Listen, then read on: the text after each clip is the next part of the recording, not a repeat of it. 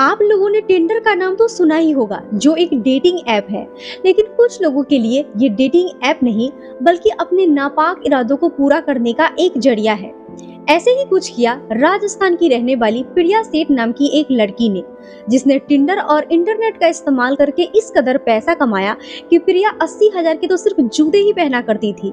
इतना ही नहीं, इसकी एक एक ड्रेस की कीमत हजारों में होती थी। लेकिन जब प्रिया के काले कारनामों का पर्दाफाश हुआ तो हर कोई हैरान रह गया। इस लड़की के जुर्म की दास्तान सुनकर यकीन मानिए आपके भी रोंगटे खड़े हो जाएंगे। लेकिन सवाल ये भी उठता है कि आखिर प्रिया सेठ टिंडर के सहारे लोगों के साथ क्या करती थी? दुष्यंत मर्डर केस से प्रिया का क्या कनेक्शन था और इसके काले कारनामों का पर्दाफाश कैसे हुआ? तो चलिए आज की कहानी में इस पूरी वारदात का विश्लेषण करते हैं। मैं हूँ रूपा और आज हम बात करेंगे प्रिया सेठ केस के बारे में। मासूम सी दिखने वाली और अपनी चालाकियों से लोगों को फंसाने वाली प्रिया सेठ का जन्म राजस्थान के फालना नाम के एक छोटे से शहर में हुआ था, जहां ये अपने माता पिता के साथ हंसी खुशी रहती थी। परिवार मिडिल क्लास जरूर था, लेकिन सब एक दूसरे के साथ बड़े ही प्यार से अपनी जिंदगी गुजार रहे थे। प्रिया को बचपन से ही पढ़ाई लिखाई का काफी शौक था। ये पढ़ाई में काफी होशियार थी। 10th क्लास में प्रिया ने 90% मार्क्स हासिल किए थे। वहीं 12th में 85% नंबर हासिल कर प्रिया ने अपने माँ बाप का नाम रोशन किया था। जहां एक तरफ ये पढ़ाई लिखाई में इंटेलिजेंट थी, तो वहीं दूसरी तरफ ये देखने में भी किसी परी से कम नहीं थी। वहीं माँ बाप को भी अपनी बेटी पे पूरा भरोसा था। इसीलिए 12th करने के बाद प्रिया के माता पिता ने इसे आउटसोर्सिंग एडमिनिस्ट्रेशन सर्विस की तैयारी के लिए जयपुर भेज दिया, जहां पहुंचकर प्रिया ने कॉलेज में एडमिशन लिया और कॉलेज के साथ कोचिंग भी जाने लगी। प्रिया एक छोटे से शहर से आई थी, जिसके मुकाबले जयपुर उसके लिए काफी नया और मॉडर्न था। यहाँ के लोगों का रहन सहन और स्टाइल देखकर प्रिया को अब छोटा सा शहर बुरा लगने लगा था। वो इस नए शहर की चकाचौंध में इस कदर खो चुकी थी कि वो सब कुछ हासिल करना चाहती थी। यहाँ तक कि जब वो अमीर लोगों को उनकी बड़ी बड़ी गाड़ियों में आते जाते देखती थी, तो उसे लगता था ये सब मेरे पास भी होना चाहिए। इसीलिए वो किसी भी कीमत पे और बहुत ही जल्दी बहुत सारे पैसे कमाना चाहती थी। लेकिन परिवार मिडिल क्लास था, जो प्रिया को महीने भर के खर्च के लिए 20,000 रुपये ही भेज पाता था। और अब ये 20,000 रुपये प्रिया के लिए काफी नहीं थे। इसीलिए इसने ज्यादा पैसे कमाने की चाह में पढ़ाई के साथ साथ नौकरी भी ढूंढनी शुरू कर दी। एक दिन प्रिया जब न्यूज़पेपर पढ़ रही थी, तब उसने न्यूज़पेपर में जॉब का एक ऐड देखा, जिसके बाद प्रिया ने फौरन उस कांटेक्ट नंबर पे कॉल किया और तब उसे पता चला कि ये एक एजेंसी का नंबर है जो लड़कियों का बिजनेस करती थी। एजेंसी वालों ने प्रिया से कहा कि अगर वो कॉलेज की जवान और खूबसूरत लड़कियों को उनके पास लेकर आएगी, तो इसके बदले वो लोग उसे बहुत सारे पैसे दे देंगे। ये सुनकर पहले तो प्रिया ने इस काम के लिए मना कर दिया, लेकिन जब पैसों का नशा उसके सिर पे चढ़कर बोला, तो उसने इस बिजनेस में उतरने की ठान ली। वो एक एस्कॉर्ट सर्विसेज प्रोवाइड करने वाली एजेंसी के लिए काम करने लग गई। साथ ही वो कॉलेज की लड़कियों को बहला फुसलाकर इस काम में जोड़ने लग गई, जिसके बदले में प्रिया को काफी सारे पैसे मिल जाते थे। जिस लड़की को माँ बाप ने भरोसा करके जयपुर पढ़ने के लिए भेजा था, वही लड़की अब एस्कॉर्ट सर्विस का बिजनेस करने के बाद पूरी तरह से बदल चुकी थी। सिगरेट शराब पीना तो जैसे प्रिया के लिए आम बात हो गई थी। इसी तरह कुछ टाइम तक प्रिया ने अलग अलग कंपनियों के लिए काम किया और जब इस बिजनेस को हैंडल करने का पूरा तरीका उसे पता चल गया, तो उसने अपनी ही एस्कॉर्ट कंपनी की वेबसाइट साल 2014 में लॉन्च कर दी।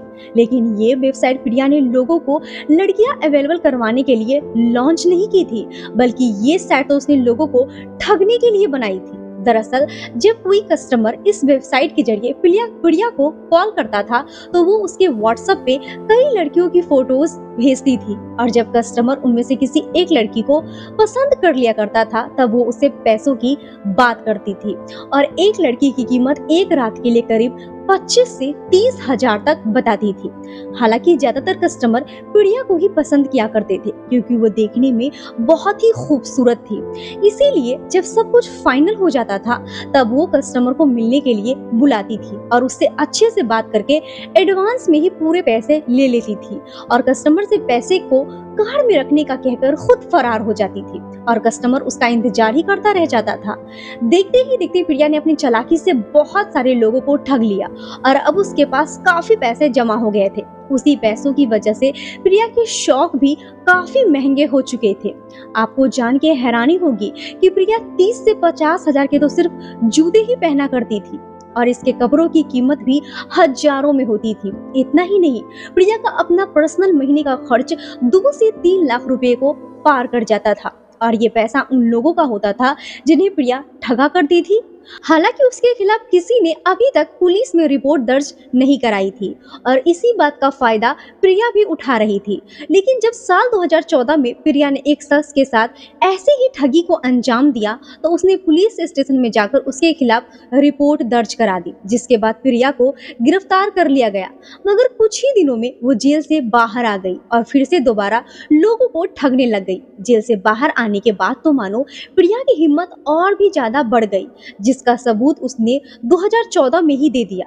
दरअसल प्रिया जब एक बार एटीएम से पैसे निकालने के लिए गई तो उसने चुपचाप गैस कटर की मदद से एटीएम के अंदर पैसे रखने वाली जगह को ही काटना शुरू कर दिया। रास्ते से गुजर रहे जब लोगों ने उसे चोरी करते हुए देखा तो फौरन पुलिस के हवाले कर दिया। लेकिन इस बार भी कुछ महीने जेल में रहने के बाद प्रिया दोबारा से आजाद हो गई और फिर अपने इसी बिजनेस के जरिए लोगों को ठगने लगी।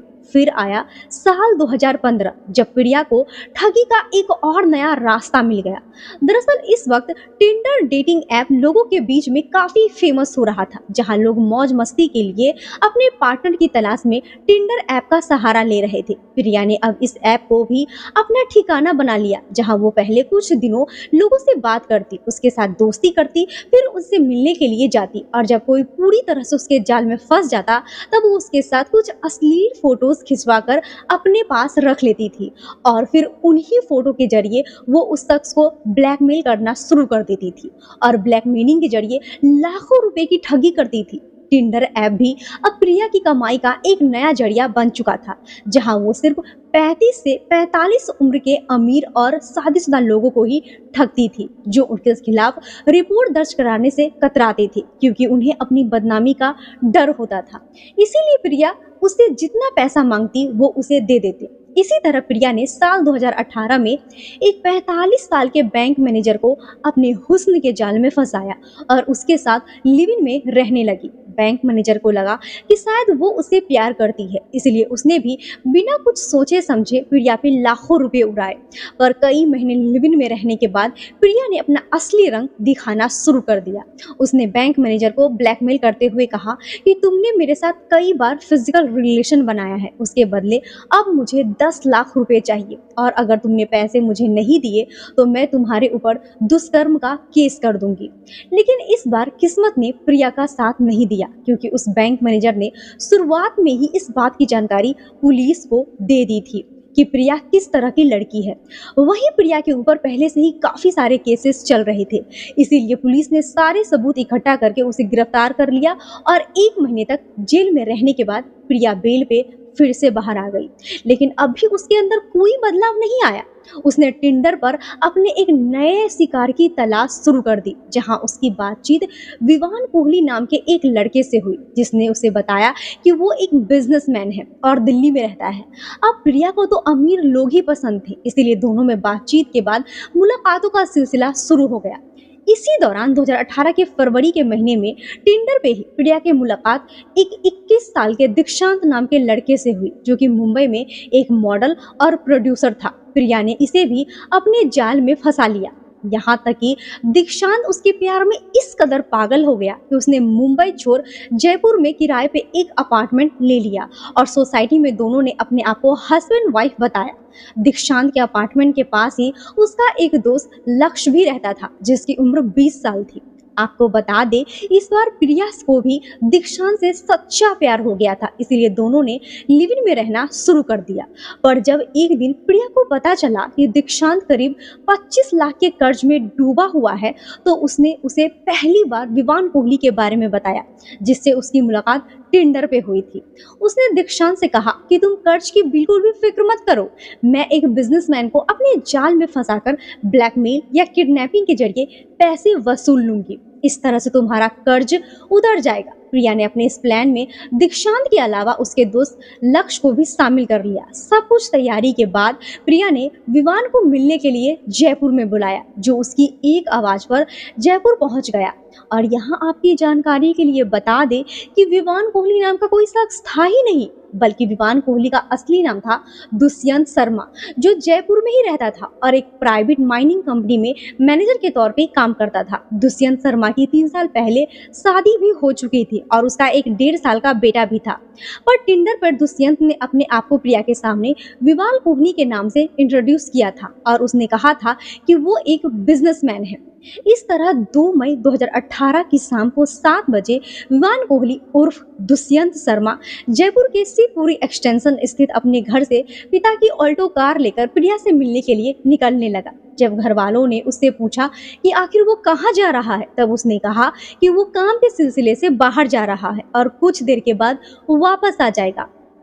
इतना कहकर दुष्यंत घर से निकल गया। लेकिन रात के करीब 9 बजे के बाद जब वो वापस घर नहीं आया, तब दुष्यंत के पिता ने अपने बेटे के नंबर पे कॉल किया, पर उनका कॉल काट दिया गया। इसके बाद जब दोबारा 10 बजे दुष्यंत की पत्नी ने उसके नंबर पे कॉल किया, तो उस बार इसने कॉल उठा लिया और अपनी पत्नी से कहा कि कंपनी के एक ट्रक को पुलिस ने पकड़ लिया है, मामला काफी बड़ा है और जुर्माने के तौर पे वो 8 लाख रुपए मांग रहे हैं। ऐसे में मुझे आने में देर हो सकती है क्योंकि मामला सुलझाने में वक्त लग जाएगा। और इतना कहकर उसने फोन काट दिया।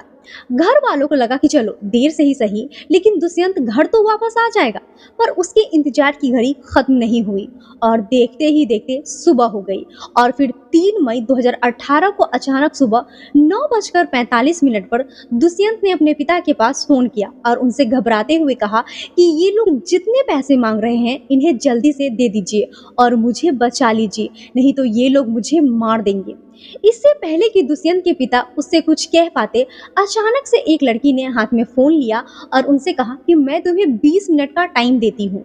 अगर तुमने अपने बेटे के अकाउंट में 10 लाख रुपए जमा नहीं किए तो मैं इसे मार दूंगी। इस पे दुष्यंत के पिता ने उससे कहा कि अभी उनके पास 10 लाख रुपए नहीं है, लेकिन वो 1 घंटे के अंदर 3 लाख जमा करके दे सकते हैं। ये सुनकर लड़की ने कहा कि 20 मिनट से ज्यादा का टाइम नहीं मिलेगा और फोन काट दिया गया।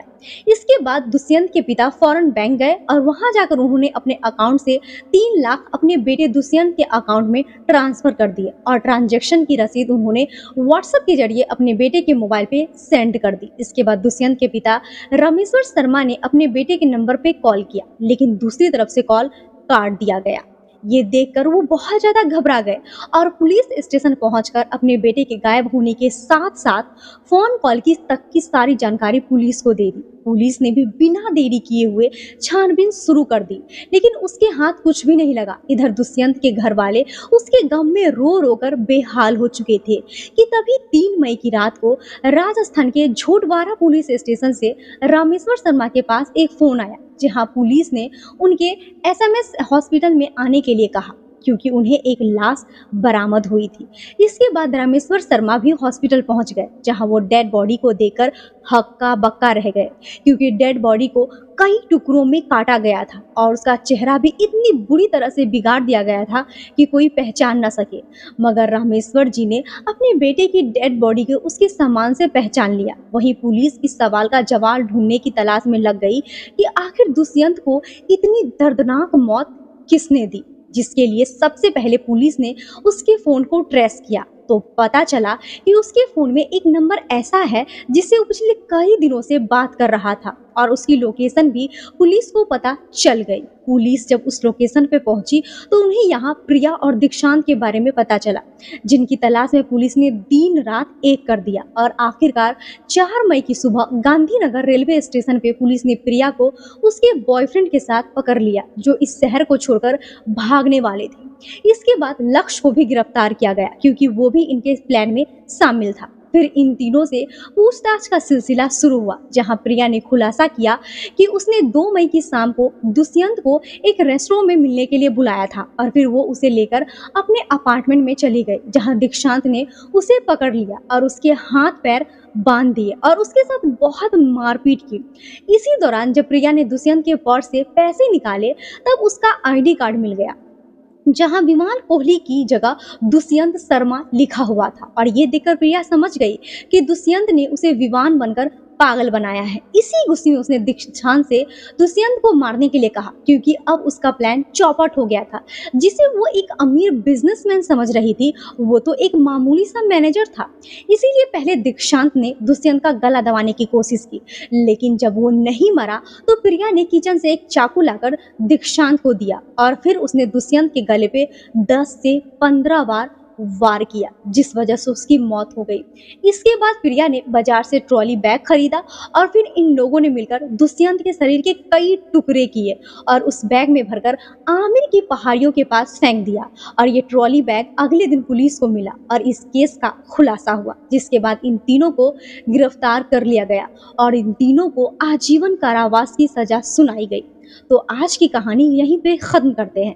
बाकी इस कहानी पर आप सबकी क्या राय है कमेंट में जरूर बताएं और ऐसे ही क्राइम से जुड़ी कहानियां देखने के लिए मेरे चैनल को सब्सक्राइब करें। धन्यवाद।